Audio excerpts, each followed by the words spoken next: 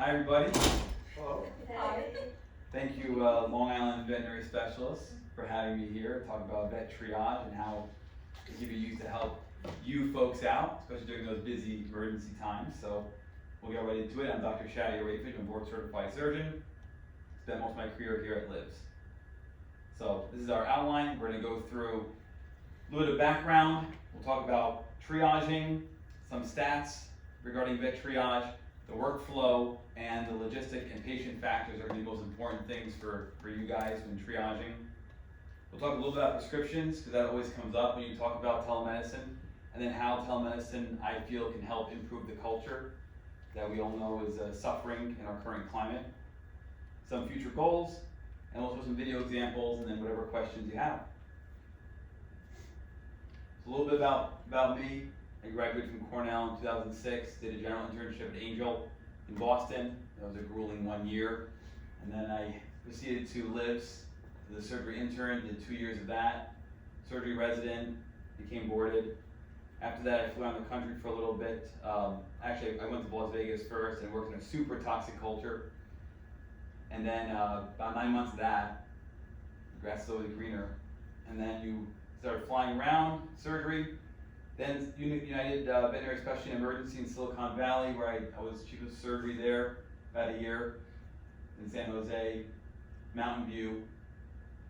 And then True Care for Pets, I was part owner of a hospital, started specialty departments there. And then finally, I started vet triage at the end of 2019. And the next thing you know, pandemic hits. So when you talk about telemedicine, the appropriate term really is telehealth. Telehealth comprises all the sub-branches of telehealth. So, for example, telehealth is a large category. From there, it breaks down into telemedicine, teletriage, teleadvice, teleconsulting, teleprescribing, telemonitoring. All the teles are under telehealth. Telemedicine has become sort of the hot ticket right now, the hot button item, but really that's just one subset of telehealth. Each one of those categories has their own definitions, their own limitations, their own functions. This is from the AVMA website, trying to characterize just that, describing all the different branches of telehealth. And at this time, telemedicine is considered a tool of practice, not a separate discipline. And I wholeheartedly disagree. When you look at telemedicine, all the intricacies involved with it, it is its own discipline. And I think that we're going to see this change over time. Not to mention, even the AVMAs using telemedicine incorrectly here. It should be telehealth. They're wholeheartedly against telemedicine, that's why. That's why there's some feelings there. So you define telehealth, it's a veterinary telehealth service, telecommunication technologies to allow helping the pet, the patient, and of course the patient and the client are located at a different site than the doctor. This is a picture of a dog, a screenshot of a dog that was skunked. And so the pet owner wants to know what to do, and here we are talking about bathing the dog and having a great old time from a skunking. So then when you look at the different companies or different ways of performing telehealth, this is how I divide them. There's 4 models. First is the software model. Company will sell you the software to do your own telemedicine. The second is telemedicine or telehealth that involves non-video capabilities, so it's asynchronous, meaning it's not real time. Somebody sends over the information to the doctor then responds at a later date. That's your texting, your emails. And then the non-video portion of that also would include phone calls, which would be more synchronous. Then there's video, and that's of course where vet triage lives. The hybrid model, I put there to be announced, TBA, because that's a model that I've been talking about for a while now, where you incorporate the telehealth platforms as a means to decide what cases your facility will see with a very nuanced level of precision. I think that's going to be the future of urgent care. You're already seeing it now, it's already happening.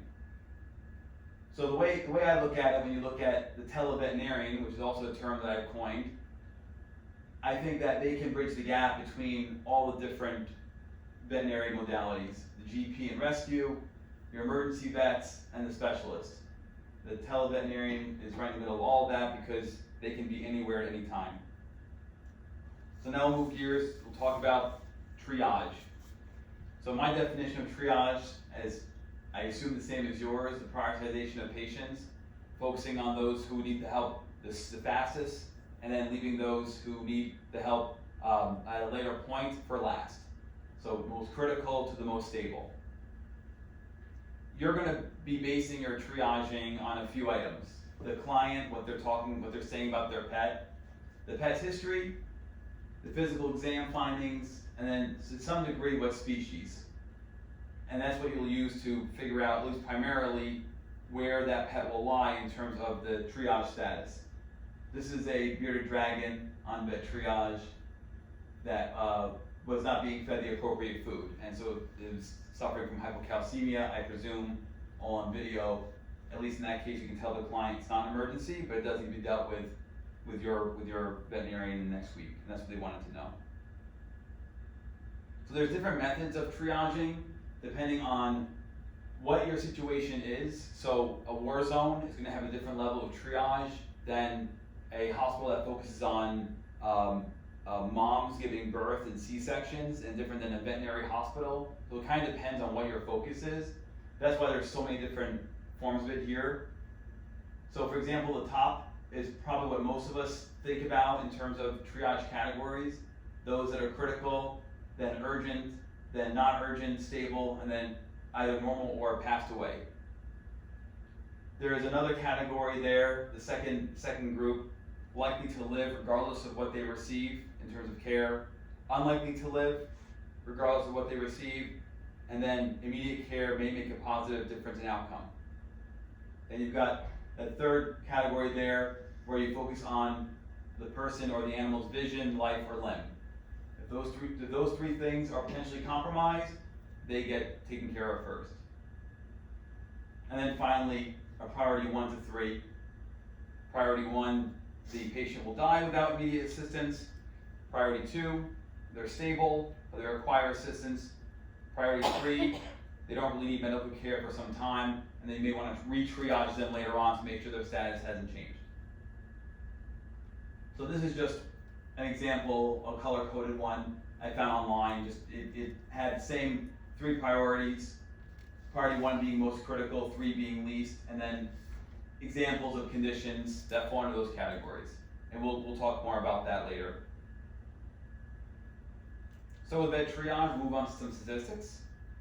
We use a proprietary video software. All the sessions are performed by veterinarians. We're 24/7 gig. We're global. At this point, we are sticking with a web-based format. Decided against an app because if clients have to search for an app during an emergency and they're freaking out, they have to go to the app store, download it, then create the account. We want clients to have immediate access because we don't know which priority on that triage list is going to come to us. It's on demand, there's no appointments. The cost does not change. We partner with facilities like Long Island Veterinary Specialists at no cost. Rescues, academics, they don't pay us anything to partner with us. Our protocols are customized. We create flyers that can be passed out digitally or manually, and then a landing page. And I'll show you all that here in a second. At this point, we're up to 27 or 28 different animal types, everything from fish to horses, dogs, cats. 13 different countries have utilized our services. Our average wait time is 2 minutes, and the average time a doctor spends with a client is 12 minutes. And that's not us rushing our veterinarians to get off the video. That's just naturally how it goes. They're fairly quick, much quicker than a brick and mortar. We've actually surpassed 15,000 sessions now since our launch, the end of 2019. We're approaching 150 different partners. We find that less than 20% need emergency care. So if you look at all the cars in the parking lot, chances are 8 out of 10 don't have to be there for emergency care. They can go home and be taught how to monitor at home, band-aid the situation until their veterinarian is open to see them as an appointment. I've got about 40 veterinarians on staff. The majority live in the US, 3 out of the US. They're either experienced GPs, specialists, or emergency doctors. So this is an example of a flyer, just to brag a little bit. It's Cornell. They partnered with us as well. Very, very exciting today. Yeah, it's awesome. And we have University of Minnesota as well. They've also joined us. So that's an example of what you give out to clients. And we have one for this is LIVS. version. So I'll give this to Jeannie and she'll spread it. But it's basically, you can email this to clients, or you can print it, hand it out to them. It describes what the purpose is, why they're being handed this. The idea is to triage, you have an emergency or not. If you do, we're gonna find you the nearest emergency room, or if they're already in your parking lot, we're gonna call you in. We're gonna call LIVS and say, hey, the folks out there with the German Shepherd, I think it's a hemoabdomen. If you're not in an emergency, we're gonna abandon the situation, de-escalate, educate the client, go home, call your vet when they open, they'll fit you in at the appropriate time. And then the 3 steps of how to connect. So LIVS has their own landing page, that's the website for it, or you can go to the LIVS website itself. So here it is. At the top, there's VetTriage. Click on the logo, it'll bring you right to the landing page, embroidered with LIVS logo. The client knows they're in the right spot, and they just fill out the form, and then they pay, and they're in. The time it takes to create an account is less than a minute. So this is probably more for the front desk staff or the CSCs or hallway staff. What do you tell a client? So they're in the parking lot, they're freaking out, you've triaged them, you're thinking this is a stable patient, or your doctor is saying, we're done, only the most critical come through, everybody else has to go. There's 2 different formulations of scripts you can use. So you can say something like, the doctor on staff urges you to utilize our virtual vet to assess whether your pet should see us on an emergency basis or wait for your vet to fit you in an appointment. Or you can say something like, we are currently accepting only critical patients. Thankfully, your pet does not appear one of them. So further advice can be given, or for clarification, if you have to actually be here, can be done through our virtual vet service. Something like that can help ease the client's mind, at least let them know what the situation is. Hopefully this brings out some empathy for the hospital, to say, okay, well, they're getting killed in there, and thankfully my pet's not critical, let's use this service, let's make sure. This is a kitten with flea anemia from Iowa, so this one had to go right to the emergency room. So livs.org, this is what you tell clients over the phone, or if you're at their car, they can go visit on their cell phone. Livs.org, click on VetTriage, follow the instructions. They can pay credit, debit, PayPal, takes less than a minute. They'll wait average of 2 minutes to talk to the veterinarian, $50 flat fee. That price does not change regardless of how long you spend with the doctor. Doesn't matter if it's a holiday or overnight, doesn't matter what species it is, the price doesn't change. They can also use a phone option as well. If they sign up for the account and they want to just stay on audio, then my vet will know because no video will pop up and they'll just call them. If you're saying it over the phone, make sure you mention that there's 2 T's in VetTriage. We bought the domain for the 1 T anyway, but tell them there's 2 T's, and you can hand out or email the list flyer. This is actually from the Hamptons. This is a goldfish that called us, and it did not make it. Like on the spot? Did not make it. So while I was trying to find out what over-the-counter drugs they can buy from like a pet store, I called her back, and she's like, he passed. Did you do CPR? I tried talking them through it, but they couldn't do it. Well, what was funny about this, you have the wife and like the 10-year-old son with me on video, like upset. I can see in the background, it's a beautiful home. The husband on his phone, I'm sure he's thinking, my wife paid $50 for a $2 goldfish we got at Carnival a year ago. That's what he's just like scrolling through. He didn't even look up. He's just like, he's in tears. Anyway, we tried our best. You can buy there's over-the-counter antibiotics, antifungals. You can put in the water, but it's just getting to the time. By the time the fish is floating like that, it's ready for the toilet. So anyway, too soon. Sorry. So after the session is complete, the clients still have access to us for free. So let's say the pet's condition deteriorates after the session is done. We don't want the client to pay again for us. We also don't want them to come back to your facility, especially if it can be handled at home again. So when we email them with a summary, there's a phone number, there's an email, they can reach us at no additional charge, and basically we'll provide this service till at least our veterinarian's open again for regular appointments. Obviously, the pet becomes critical, then we have to revisit the whole case and then resend them to the emergency room. So that same summary is sent to the vet who's partnered with us, and of course you guys are partnered with us, you'll get the records for those that we send over to you, and then we can attach it to the file. So this is an example of what the summary looks like that you'll receive as a partner for us, and what the client receives. Basically underneath there in the middle of the page where it says additional advice and monitoring, that's where we'll put down basic advice that we want the pet parent to follow. Everything else on there is pretty stable. You can see the second X box, a list of clinical signs. That way you empower the pet parent to know what to look for at home. So they can decide if they start seeing difficulty urinating or a bloated abdomen or paralysis, they don't need to call us again. It's an emergency, they have to go now. So it lets the pet parent know what parameters we're looking for. And then the box below that is a phone number and email. They can reach out to us afterwards. So when you're triaging, I divided the triage technique into two different factors, two categories. There's logistical stuff, and then there's stuff that relates to the patient. So when you're looking at logistics, for example, a direct referral. You're not going to give a direct referral to vet triage. The veterinarian that's sending the case here obviously thinks it's urgent enough to be seen by you. If the client prefers to wait in the parking lot, despite what the pet's condition is, that's up to them. They're allowed to stay. If you have a patient that already used the pet poison control, sorry the phone number's cut off there, and the pet poison control told them go to ER, well then they should go to ER. If the pet parent has financial concerns, that's one that you may say, depending on what the status of the pet is, well, your pet looks stable in the car, it's at least $150 just to see the doctor here, vet triage is $50, and maybe they can help you at home. Maybe that's a reason to push them towards vet triage. You have folks that call all the time that are going to drive an hour to 2 hours plus away. They want to know, do I have to come in? So if the client has travel concerns, they can at least use vet triage as a screening service to make sure it's warranted to drive that hour and a half, 2 hours or more to come to you. Or if they're calling over the phone and saying, how much for a consult, and that's too much for them, give them vet triage, $50.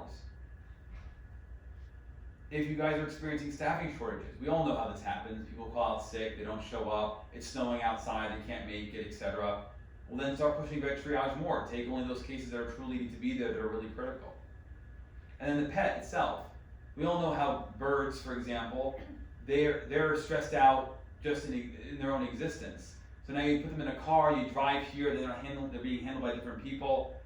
Stress like that, maybe we can get away with just seeing them at home in their own environment. Or if the pet's aggressive, or if it's like a feral cat. These are all reasons to have vet triage, have the client utilize vet triage. Those are logistical factors, right? Those don't really relate to the patient as much. That last one did, but the others are things that really you have to use common sense with. Some cases just have to be here because they were told to be here or the client prefers it. This is really where it comes into play. So you go out there into the parking lot or into your lobby and you're trying to decide if the patient is critical or not. So critical patients obviously should stay here. They're laterally recumbent, they've collapsed, they're not responding, they're mentally inappropriate, they're weak, they should stay. If you have a pet that's in excruciating pain, just screaming its head off, it's obviously in distress, it should stay. Abdominal distension, we all know this. Blow, for example, GDVs, right? They should stay here. Abnormal colored gums, cyanotic, pale.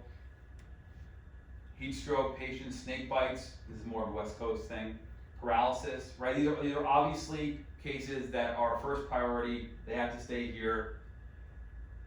These cases will come to vet triage if they truly just can't afford anything or it's just not an option. Then we'll try our best. We've done it before for remote areas, but these should stay here. These should stay here. These are other ones, other categories that should also stay, but I have asterisks next to them because it's not always the case. So, active hemorrhage. Active hemorrhage from a hemoabdomen is different than active hemorrhage from a broken nail. Two very different things. The client doesn't think so, but two different things. So active hemorrhage is not always an emergency. It warrants going out there and looking at the pet to see what you think, but keep that in mind. When you're hearing this over the phone, the client doesn't really know. Fractures. All fractures should be seen, at least for pain management. Right? The orthopedic surgeon's not going to fix a fracture on an emergency basis, but they're painful. Well, the reason why I have an asterisk there is because the amount of pet parents that have a limping dog or cat that's convinced it's fractured, and it's just limping. There's no sign of bruising, there's no disfiguration of the limbs. The leg looks symmetric to the other side. So the pet parent thinks this is a fracture, and you look at it closely, the pet is comfortable. Maybe VetTriage is a better option for these layman's cases. The amount of cases we get that are choking, that seem to be like kennel cough. So many people think their pet is choking. Now, obviously, again, you have to take it seriously. If they're calling on the phone, they're saying my pet's choking or having trouble breathing, they have to come in. But when they get to the parking lot and you reassess them, the whole picture may change. And you have a happy-go-lucky Labradoodle who's fine and has a little bit of a dry cough. Maybe you don't want that case in the hospital anymore if it's an infectious disease risk, right? And it's stable. Active seizures. So a patient who's actively convulsing absolutely has to be here. Most, and obviously the neurology department can comment more on this. For me specifically, if a patient has less than 4 seizures in 24 hours, or any given seizure lasts less than 4 hours, not an emergency. Now I have the benefit of video with VetTriage, right? So we can look at the pet, but I have my own parameters when it's an emergency or not. Something is coming here, it's actively seizing, you have to take it in, obviously. This takes some nuance to this. In general, if there's any history of seizuring, whether it's doing so or not in your parking lot, you have to take them and they have to stay.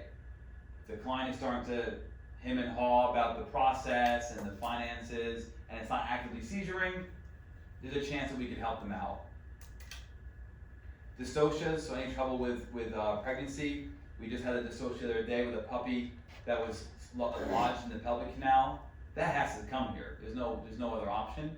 But not all dystocias are emergencies. Some just need the pet parent to be talked through. Hit by cars. We've all seen really bad hit by cars, and we've all seen really stable ones. They don't always have to be here. If they look pretty stable, and you guys are understaffed, overwhelmed, at capacity, and the pet looks fine in the car, maybe have them see VetTriage. And then we'll talk to them about the risks of waiting longer or what to look out for at home. I put paralysis here as well as an asterisk because pet parents, again, will have a limping dog or cat and think he's paralyzed, just limping. Ocular conditions. This one's a bit tougher because if you're triaging them from the car and the dog is squinting its eye, something like uveitis or glaucoma can be very serious. Conjunctivitis, not really. So this is a bit tough. So I have an asterisk there because not every ocular emergency is an emergency, but this is one where you have to use your judgment in the parking lot. And then straining to urinate. Again, having urinary blockage, different than just peeing frequently. Blockage, emergency, peeing frequently, not an emergency. And then just in general, there's a variety of other categories, any skin lesions, general musculoskeletal stuff, some mild GI concerns, 1 or 2 bouts of vomiting or diarrhea, and the pet looks good. These are all reasons to push for VetTriage if you guys are at capacity, if the client wants it, if the pet looks good in person. Hospice care is actually a cool one because you can just spend time with the client talking about making that decision for their pet. They don't have to be here for that, you know? General advice, anything that's infectious, if it's a stable kennel cough, or even a puppy with diarrhea but it looks fine, and you don't want to bring parvo into the hospital but the pet is doing okay, you can try VetTriage as well. Allergic reactions are always fun. Those and foreign body ingestions. So you have a pet that's got a mild allergic reaction, swollen face, they can do Benadryl at home. They don't need the injection and steroids and what have you. To take up 2 staff members to hold the pet, get the injection, give it to them, monitor the pet, and then send them home. If it's stable when it gets here and the client's okay with it, try VetTriage. They'll talk them through. Foreign bodies are fun because a lot of times we'll get ones that just ate the tampon or just ate a toy or a rock or whatever, and we'll induce vomiting at home. Problem solved.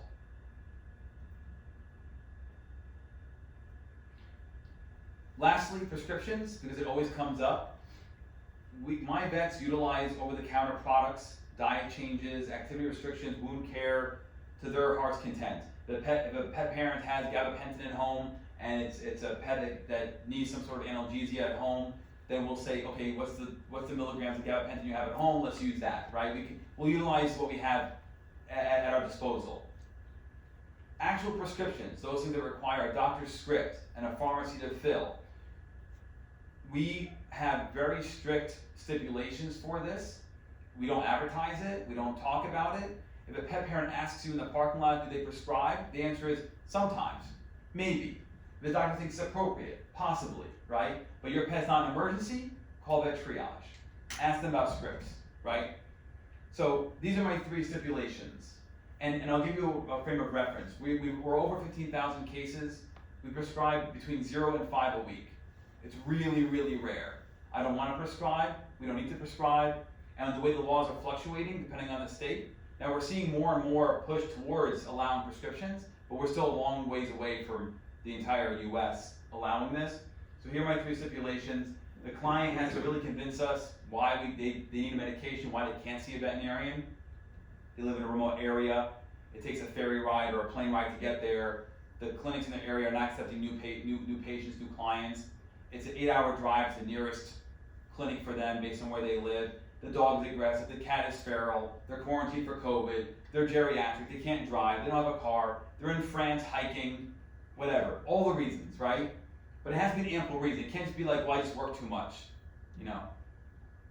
Then the condition has to be fairly straightforward. All those benign conditions I mentioned, some diarrhea, a skin rash, we can handle those.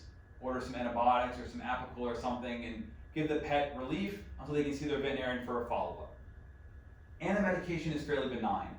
We're not talking about phenol-loading dogs. We're not talking about treating mitral valve disease, Cushing's. We're talking about basic stuff, some ear meds, some eye meds, antibiotics, things that are appropriate for the case. If any of my veterinarians feel that a pet does not deserve a script and the client gets upset, it's too bad for the client. I support the veterinarian 100%. It's their judgment call. So we rarely prescribe, but for your purposes, you're talking about VetTriage in the parking lot and the client asks, the answer is maybe. It's up to them. But you don't have to be here. We can't see you, we're at capacity. Your pet is stable, use VetTriage. Talk to them. So just so you know, just so you have an idea. It's crazy how that first category of meds there, we use that, I use it all the time, it's great. It gives the client something to do, and you're actually treating the pet, and the medications are available, they're safe. I'd rather have a client using these over-the-counter stuff under the direction of a veterinarian than going to Facebook or Google and trying to self-diagnose, self-treat. Hands down, way better, obviously. So finally, culture. If using the Kessler Psychological Distress Scale, which is basically like a 10-question survey with 5 different numbers, 5 different points, vets are burnt out, about 30% incidence, support staff, way higher. The work-life balance satisfaction, so amongst the vet community, less than 40% have that healthy work-life balance. In the general population, like other occupations, it's over 60%. What's interesting is the work-life balance is not related to the number of hours per week that you work. So we all hate staying here overtime and 3 hours past our shift. Apparently that's not the problem, it seems, based on surveys. What does seem to be the problem is lacking a work-life balance, not enjoying work, not finding work invigorating, and also having a personal conflict with one or more people at work. These are reasons why the vet community is unhappy. Those things. Notice on here, not pay, no payment issues, right?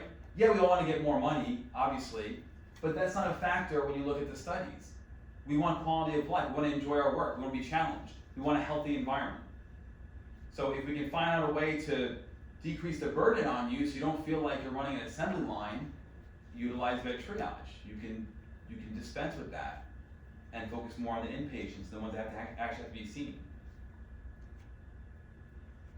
So now we'll have some examples. The puppy dog, it was a hypoglycemic dog. You put some syrup or honey in the gums, 5-10 minutes later, up. No need to come to the ER for that. And then you tell the owners what to do afterwards to maintain that puppy's care. A fat squirrel in somebody's closet. A pet, a fat squirrel. It was a URI. It was like nasal discharge and whatever.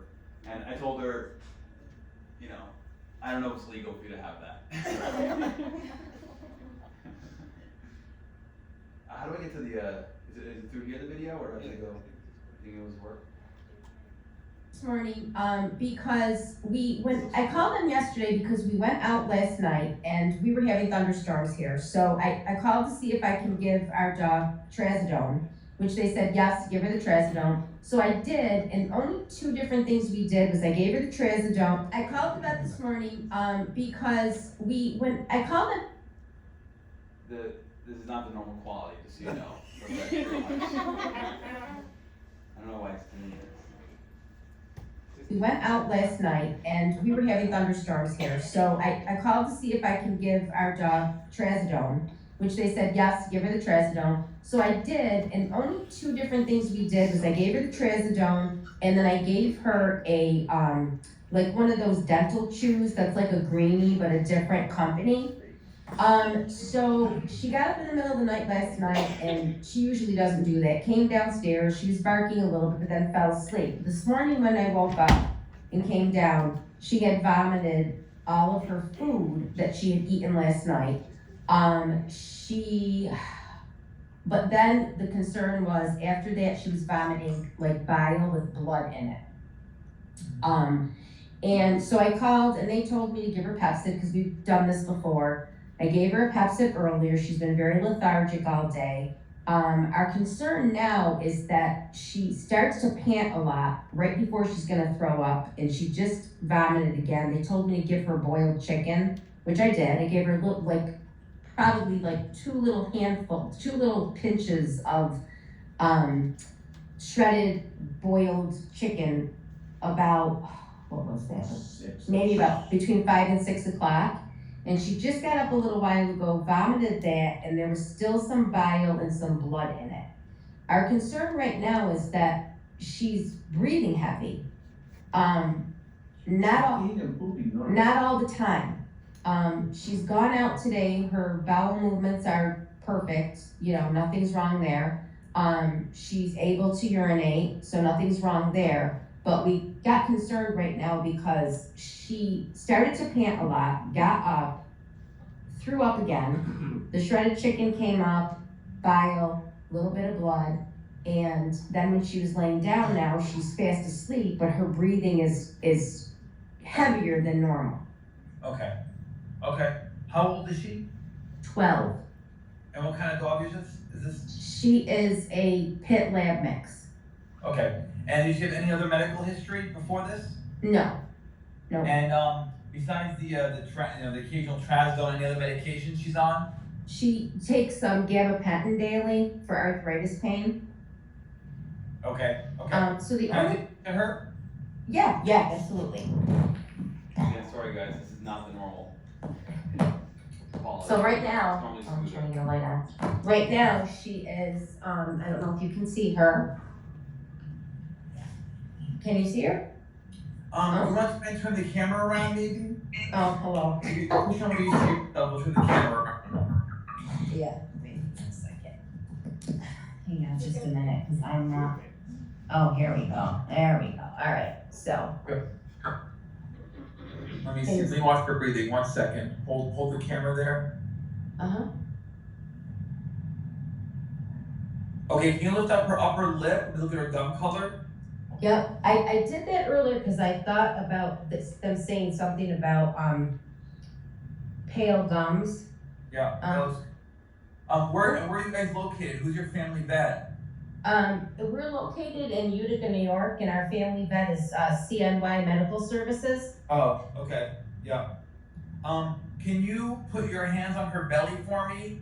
From underneath. Let me see you do it. Or your hands. Yeah, there you go. Yeah. Boy, yeah, she's mass. Go lower on her belly towards her hind legs. There you go. Push on her belly. Push. Okay, good. Okay, the final thing. Can you ask her to get up and walk around for me? That's been tough today, but yep, hang on a second. Okay. Because now she's starting, see, this is where she's starting again. Yeah, I have a feeling we gotta get you called into the ER for this. Okay. I don't like. Yep, hang on. Come on, Momo. Can you get up, Momo? Come on, little girl. Come on. Can you get up? You did earlier. Can you see? Come on. Yeah, you be the cameraman. Come on. Yeah, baby. Come on.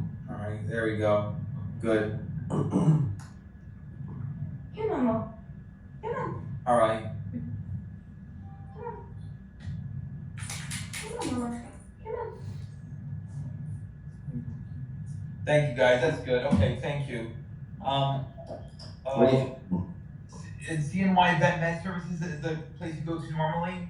Yes, Yeah. my. Cause my fear, we have two options. One option is we can try and band-aid this until maybe they're open tomorrow, but I don't like how she's breathing. You know, one of my concerns is pneumonia is a big one.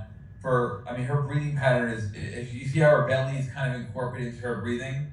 Yeah, I don't like it, you know, see that?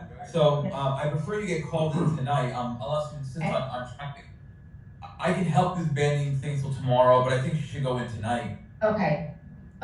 yeah, we were. Now, do you have an emergency place that you know that you know of, that you can just go? Syracuse. Yeah, Syracuse. Yeah, okay.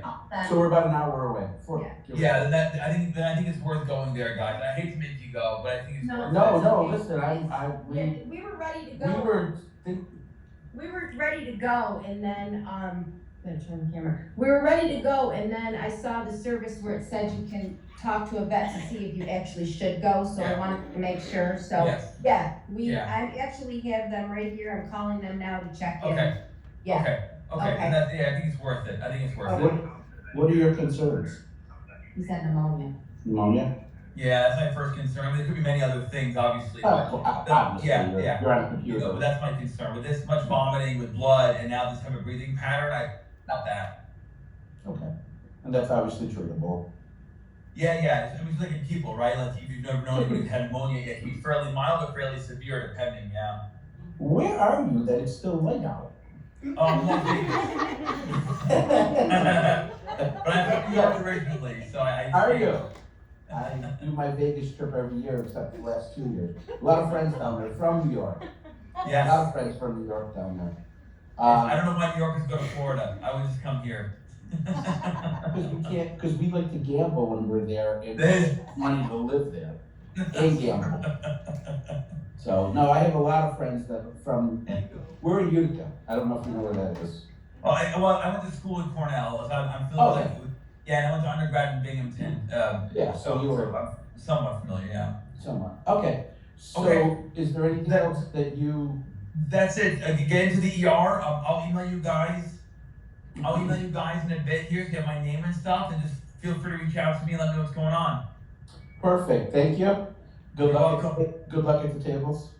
Oh, thanks you guys. I hope it feels better soon. Thank you. All right, thank you very much. So we're gonna, Bye. is there anything else? Good night. We're That's done. it. Okay. That's it. I just wanna win. Okay. And a lot of breaks. So they want a confirmation, that's it. And for a lot of these folks that are in upstate New York, it's at least an hour drive to get to the nearest emergency hospital. Usually the one in their town is at capacity, and that's why they're using us. So they just want confirmation, and that was always concerning enough to be sent. Dr. Arafage?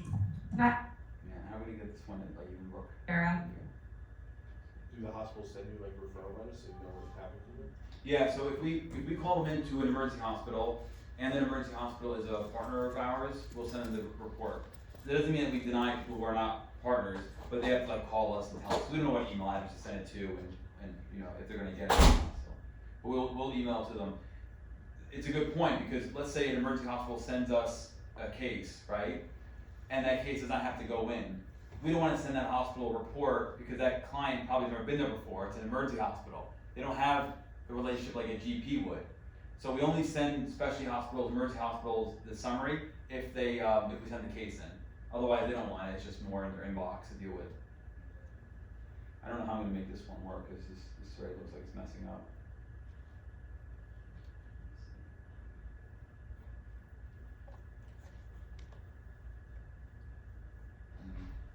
Come on. So this is my cat Sasha. She is gonna be 17 this summer. She has kidney disease, and thyroid issues, hypothyroidism. But currently we've been at the vet a few times in the last week because she's been coughing a little bit. This may or may not be relevant. The reason I'm calling is because just now I went to the litter box and her poop has blood on it. Not in it. It doesn't look like it's in it. It's like on the outside of it. Like fresh blood? Yes, and it looks like she went twice, kind of in one go, and one is sort of normal, kind of harder, and the other one is pretty soft, but they both have almost a kind of thick, bright red, almost mucousy looking blood on the outside. My vet is closed. Obviously, I'm in Rochester, and the next closest emergency vet is over an hour away, so I just wanna kind of figure out if this is something I need to go for. I'll say right off the bat, I don't think you have to go in for this. No? Nope. Okay. I'll get more information from you, but yeah, this is Yeah. just handled at home fine. What is the name of your family vet? It's Honeyoy Falls Veterinary Yeah. Hospital. Yeah, we know them. They're partnered with us too. So you know what I'll do also? I'll send them an email summary as well. Oh, awesome, that's So when amazing. they're open again, they'll know, and then when you call them in the morning, and they'll Yeah. go, oh yeah, we know what happened with Sasha. Okay, Sasha is female spayed. yes. What does she weigh? Last we checked, she was a little over 7 pounds, maybe like 7.2. Any medication she's on? I presume she's on something. Yes, oh, and that's what I can do. So she's on, I probably should go look. It's a thyroid medication, and also pain medication because she has, hypermobility in one of her front paws. Okay. The thyroid medication is methimazole. She's on I think we're doing 0.05 milliliters twice a day. Milliliters is the amount of liquid. Yes, it's like an ointment that we're putting in her ear. Okay, yep. And then what do you want the pain medication is? Yep, it is gabapentin. And we usually give her, each capsule is 100 milligrams, and we give her a quarter of a capsule twice a day, so 25 milligrams. Good. Twice a day. Any vomiting? Yes, so because of the coughing, my vet prescribed her an antibiotic that we gave her tonight for the first time. It's Veriflox. Yeah. And about 40 minutes after we gave it to her, she threw it up. Yep. And it was just after that she went into the litter box. Yep. Okay. Can I take a look at her? Yep. Let me turn on the light here. Can I turn? Okay.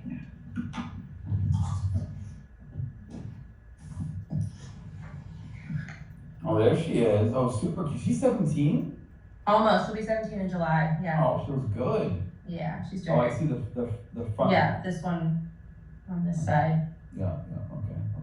Good. Can I just have her walk around a little bit? Maybe like pat her on the butt or, Yeah. wait, so she has a hyperextension. Yeah. Yep, in the right front. Okay. And then will she let you kind of like pet her belly or not really? A little bit. What I'm looking for, you put some pressure on her belly. Oh, she did. Yeah. Alright, that's fine. She's very gentle. Like she doesn't hurt me, but she's not Yeah, not usually the best with her belly. the tri-colored cats usually are not, yeah, okay. Yes. That's fine, thank you, that's good. Yeah, so, a couple things I went through. First off, I would discontinue the antibiotic, that's an easy fix there, with the vomiting part of it. Okay. You know, and then tomorrow you call your vet, see if they want you to like maybe restart it in a day or two, or maybe change antibiotic, or whatever they wanna do. Okay. But I would just stop that one, that's not a big deal to stop it. And then the bloody stool, it could be more stress related than anything else. Now we said, well, stress from what? Whatever's causing the coughing maybe, you know, you can blame it on the thyroid or kidney if you want to as well, but, you know, again, since we're otherwise doing okay, and it was just a one bout of this, I know, 2 different stools, 2 bowel movements, I wouldn't do anything much beyond. If you wanted to, if she's not on a special diet, you could She change her is diet. actually, sorry, she's on a renal support medicated food prescription royalty pin. Yeah, so really I wouldn't do anything else. I would just stop the antibiotic, and that's it. Okay. We only gave it to her tonight was the first time. It says to give with food, but she does not eat more than a few bites at a time of food she eats throughout the day. So she had 2 bites of food after we gave the medicine. So I feel like maybe that's why, but The vomiting probably from that, but I don't know about the stool thing. That could be it completely seems too separate. quick. Yeah, exactly, and it can be gone by tomorrow anyway, I mean, Okay. this poop thing may be a self-limiting thing, so, but either way, you'll call your vet tomorrow, I'll email you, I'll email them. Okay. But that's all I would do. If you wanted to consider, some over-the-counter Pepsid AC, I'll send you a dose. Kind of depends on how much fighting you wanna do with her, it's not that important to give it, but if it's easy to give her the Pepsid, it won't hurt anything, and it may actually help. You know? What kind of form would that be in? It's a tablet.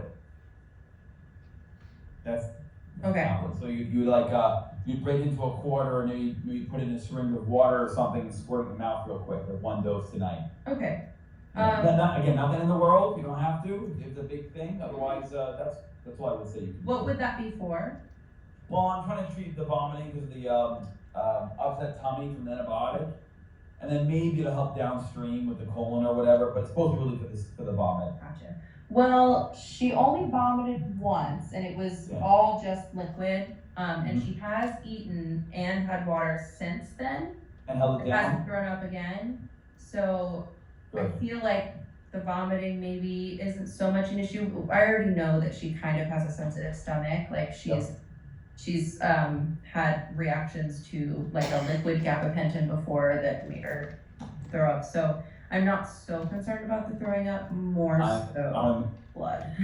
Then otherwise with blood I wouldn't do much else, stop the antibiotic and wait out till tomorrow till the vet's open and then see how tomorrow's bowel movements are. And then of course call the vet and see if there's anything else that they want you to do as far as going there or whatever. And I'll email you and I'll email them. That's All right, is there anything else I should look out for like tonight in terms of Yeah, behavior or absolutely. anything? I'll have a list of symptoms in my email to look out for, actually, yeah. Okay. And that way you know what to, so that way if you see one of those symptoms, you can just say, okay, this is what he said, let's go to the ER or whatever if we need to. But I prefer to try to avoid that drive if you can. Yeah, me too. I mean, it also stresses her out too, to be in the Yep. car for that long, so.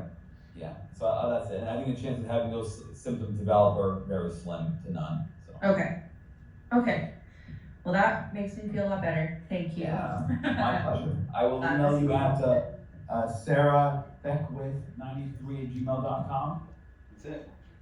That's another one. That's a good one too, right? Easy. So, for our future goals, we're gonna be releasing a Spanish-speaking version of the site, so we'll have a bunch of bilingual vets on. I have ideas for LVTs, like a call center type duty, so that we're working with as well. We get a lot of LVT applications. We're gonna have a vet-to-vet service too as well, to try and help with that. So for, similar to what you're doing with the ER consults, but more for, it's gonna be video. So the pet parent would drop the pet off, let's say you wanna talk to a surgeon, drop the pet off at the hospital, and the pet parent pays the hospital pays VetTriage, and then you have a surgeon on video to talk about that case and give the veterinarian advice, and then the veterinarian will tell the client the consult results. We're publishing data. We have 5 medical papers that we're currently writing, so hopefully we can set the stage to move telemedicine forward using actual data. Lobbying efforts, we're involved with media, and just expanding VetTriage. BVCA is one example of a group. All of us who own these companies are there. Chewy's there, Banfield's there, everybody. Whisker Docs, Teledoc, Dutch Pet, they're all on there. So we're trying to move things forward in a multifaceted approach, doing it, legally and ethically. So to summarize, we focus on teletriage. You guys now know the 3 categories, really 4 if you include my hybrid model. Any species, 24/7. Liv's website for the VetTriage logo for clients to go to, and I'll have the flyers printed out. Now you know some basic triage principles, and hopefully we can improve the veterinary culture with this. Any questions? I have a question. Yeah. I had someone call me today for a SNAP test. Mhm. They wanted us to just sell them the SNAP test. Do you do that? Nope, but, we are seeing a movement. That's what he said, the guy said to me. Yeah, so we're seeing a movement now where clients can actually submit their own samples. So for example, there's a lab, an online lab called My Simple Pet Labs, where clients can send their own fecals, not their own, the pet's fecals, and they mail it to them and get results back in a day or 2. I think that's what he was speaking of. So that yes. And then there are other companies now, there's a handful of them that are offering mobile services just for diagnostics. So let's say, for example, they go through VetTriage, we recommend basic blood work, the pet is stable, doesn't have to go to the emergency room. If this company's in town, they can contact that company, have a technician go over there, the technician can perform a cursory physical exam, get the blood work, submit it, and the pet parent has to find a veterinarian to interpret the results. Well, then you go back to your family vet, right? So there's ways to, and that'll save you one vet visit. If you can go back to your regular vet with the results in hand, that's great. Yeah, he didn't wanna pay the 150 plus for the snap test 60. Right, so if you're talking about my fecal biome, Dr. Sommer saws it. Which one, babe? My fecal biome, the This poop was sample. something else, he said, well, something with the LAP or something in it.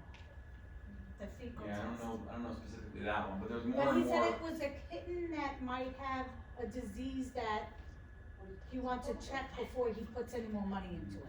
Cause the thing will die anyway, he said. Oh, FIP, is that what you're That's thinking might about? have been, Oh, yeah. okay. Yeah, we're seeing more and more at-home diagnostics for pets. I mean, the point is not to bypass the vet, that's not the goal here. The problem is that vets are at capacity, and pets cannot be seen for weeks or months. Right, So, we're trying to find ways to make that visit 6 weeks from now worth it, if you have to wait that long. So if you can run diagnostics in the meantime, and not do it at the expense of the animal's own health to collect those samples, well then you can do it. This is the way things are going now. Nobody can be fit in, so there's ways to do this that are really creative, and a lot of companies are spearheading these types of movements, and we're in the thick of it. and I won't get fired for giving out your flyers. No? Yeah, go ahead, yeah. So July 4th weekend is coming up, and so that's kind of the reason why we're having this talk now, is because you guys are gonna be busy. You're gonna have a relative shortage of staff, because you're gonna be busy, and you know, probably 80% don't have to really be here. So you can triage and use VetTriage to your heart's content. And if it's an emergency, let's say they were triaged inappropriately, we'll talk about them and figure that out, and we'll send them right back to you. So they can do it right from the parking lot. They don't have to go home to do this, any device. Any other questions? If they do have to see ER, does the $50 come out of their ER consult? Like, That is up to the facility that's partnered with us. I don't advocate for that. Anything that discounts our services, I think is gimmicky, to say the least. I don't think it works that way. Yeah, I think it's just the way you word it too. Like if there's a 4 to 6 hour wait, I'm like, hey, call VetTriage to see if you even need to stay here. You know, I'm telling him to do that. They go and do that, then you know we'll see about helping them out. But it's just the way you word it to people. So I'm like, good, go call VetTriage. I don't want to deal with you. And then they ended up having to stay for a hospitalization. Then yeah, you have to take credit for that. But Yeah, it's all about how you word it. Because what if I call VetTriage and they're like, oh, you need to stay here? Why am I calling VetTriage then? You know, I'm trying to expedite it to make it go faster. So I had to spend the $50, but that $50 is guaranteeing me to stay at the hospital now. Instead of waiting 6 hours and then paying $150, and I'm like, well, why am I getting charged anyways? Just the way you word it. I mean. Yeah, it's the client's responsibility to their pet, and so for you to discount your services, all the hard work that you do with the staff and the overhead and all that stuff, that doesn't make any sense. The client should pay for that, and 80% are not going to need you. So really, they're paying 50 instead of 150 to be told you can go home and do some stuff at home and monitor appropriately. So that's how I see it. We do have some partners that will discount their fees. It's up to them. It's their practice. I won't tell them how to do it, but I prefer that it not be that way. And like Steve said, clients should just see this as being the first level of triage. This is how we do it here. This is the first step. You're not getting in these doors without doing this first, right? They say you should be here, then we'll take you in. Yeah, if you break down all the consults at $200, the ER is $150. You add that other $50 to it, now everything's $200. Yeah. If you want to make that first step, you know what I mean? Like for stuff that's gonna wait for those priority 3s that are gonna wait for 2-3 hours, because every day we're gonna wait for 2-3 hours. Like that's a guarantee every single day. Yeah, they get nothing really critical mad. comes in Well, between that's just what it is, because you're gonna get that one critical thing, and then and then 4 other it's things are now waiting, but we only have the one doctor. So yeah, those ear infections and everything, VetTriage is the perfect thing for that. Yeah. God forbid the doctor's like, no, you need to stay and have surgery. Well, we'll deal with that at that point. But like I said, it's just the way you word it to people. Because if the people will be like, well, you made me waste $50. people see it like that. And too. people have that kind of mentality behind it because they're convinced they have to be there. The second that a doctor tells them on video you don't have to be there, they're like, oh, okay, wow, great. You know, they immediately forget they were annoyed about it, 10 minutes ago. That's true. You know, really, because they think they have to be there. So yeah. I had a question about the medications. So you only prescribe, like you said, like 10% of them. Is there ever an issue with finding a pharmacy or doing like, because you guys don't run blood work or anything? It's way less than 10%. It's 0 to 5 cases a week, and we're over 15,000 cases since our launch. It's less. But the pharmacies that we'll use will be online pharmacies. Okay. So it has to get shipped to the client. Rarely will I call it, use my DA license and call it into an actual pharmacy like a CVS or Walgreens. I don't like doing that. I will do, for example, the classic example is a dog with severe neck pain.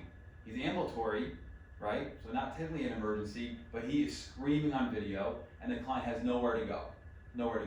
All right, I'm gonna call in some gabapentin for you.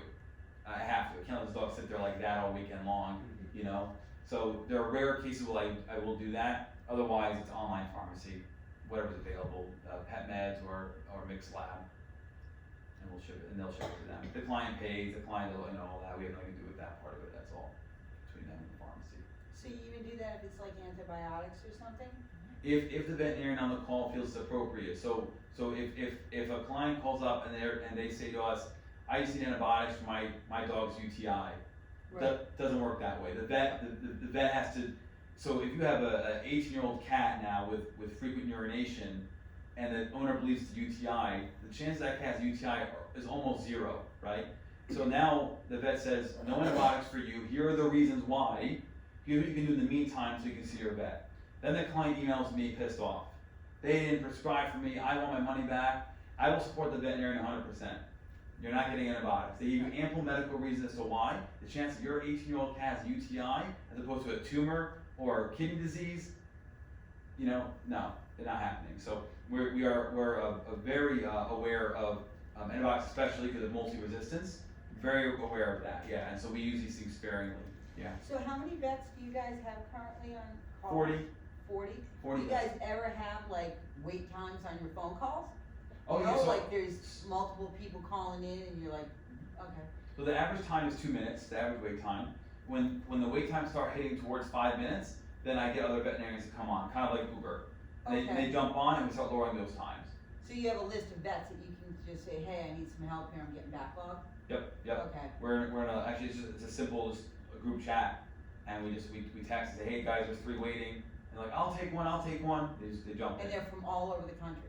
Yeah, 37 of them live in the U.S. Okay. And they're U.S. licensed. 3 of them are outside the U.S. One is in South Africa. He's Canadian licensed. The other one in France and Sweden. They're both American licensed, U.S. licensed, and they only live there because of spouses. We're expanding more to hire more Canadian vets because the Canadian population, they're really partial to their own. They really want to talk to just Canadian vets, but regardless, they have to be licensed and in good standing, at least in one location in North America, preferably the U.S. So do you check their credentials, or do you know who, like, what if they're not good vets? I interview all of them myself. So Okay. for me, yeah, they had to send me a resume. I look Okay. through it, obviously. I meet them virtually, so we have a video call, and then I decide from there whether or not they're good for the team. After that, clients, as we know, are not shy to give you feedback, especially bad feedback. Yeah.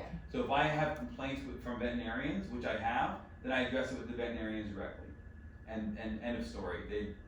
They're all independent contractors, so it's a matter of they can work as much as they want to work, and if I have to get rid of them, I will get rid of them. This entire interface is all communication based, right? The whole thing, you can't impress them with an MRI and open chest surgery. This is purely you talking to them, human to human. So that communication is massive. So to trust the veterinarian is going to have a weird background behind them. They're going to wear something decent up top and speak in a professional manner. Okay. We used to, in the beginning, the client would sign off on this. That's why I got these security footage. I used to screen all of them. After the first, 3,000, I stopped recording them because there were no issues. It was a waste of money to even do it, so I just stopped. Sorry, what was the question? I would say you ever got any complaint about yourself like that? Yeah, I have one client, so I'll use my YouTube videos to say, okay, it looks like a flare of allergies. I'm gonna send you a video so you can learn more about allergies, right? As opposed to having a 40-minute consult about allergies, watch the video and go learn about it, then go talk to your vet, you know? She was upset that I was propagating my own social media. She was like, oh, you're just trying to get more followers or whatever. I'm thinking like, what? It's educational material. So anyway, that one person. Oh, one. I have leverage because I can always tell them. So for example, one time I took a phone call. I was in the airport. I was blatantly in the airport. I mean, but we were so busy. I had to jump on and take these calls. And the client was like, "Are you at an airport?" They were almost offended that I was taking their call and it's noisy. I said, "Yeah, well, I'm the owner of the company. When my vets get busy, I jump on." And I'm like, "Oh, we got the owner!" Oh my God. So I have that leverage. I can pull that. But so I don't really get as many complaints. Anything else?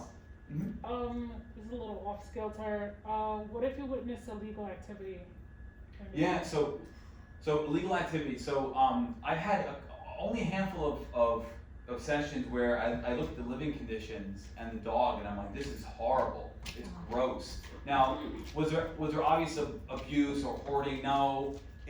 I wouldn't live in that, I wouldn't live like that, you know? So, I don't know yet. We had one client, it wasn't my session, the client, like the wife said, oh, my husband threw the dog across the room because they were mad at the TV or something. Yeah, now the dog is lame, it looks like it's a shoulder fracture. Oh my God. So we called the on-call vet and told them this, and on-call vet called the cops or something on them. So we called them in and had the cops meet them at the facility. So that does happen. If it's obvious, of course. My vets can do if they feel that something needs to be reported, they don't have to ask my permission or anything. They do it. Because they have their own licenses as well. Well, sure, but even beyond that, I trust their abilities. Yeah. You know, I interviewed them. A lot of them have been with us since the beginning. They're like hardcore. They're doing 40 hours a week with me. So yeah, so I just trust their judgment. Yes. You know. Have you ever had a phone call back saying, the vet gave me the wrong information, now my dog's dead?